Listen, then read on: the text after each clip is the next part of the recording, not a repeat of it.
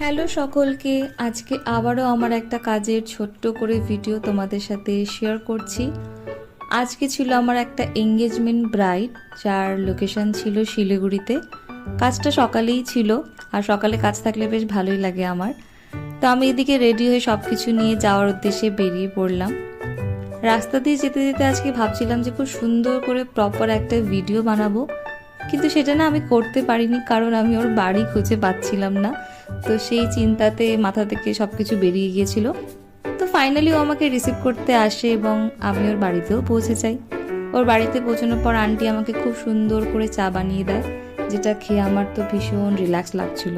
তো তারপর চাটা খাওয়ার পর আমি আমার কাজ শুরু করে দিই। আর ও বলেছিল একটু তাড়াতাড়ি করতে, কারণ ওর ডান্স প্র্যাকটিস ছিল। তো যতটা পেরেছি তাড়াতাড়ি করার চেষ্টা করেছি। ওর কেমন লাগলো সেটা ওর মুখ থেকে শুনে নেব। সমশ্রী, কেমন লাগলো তোমার?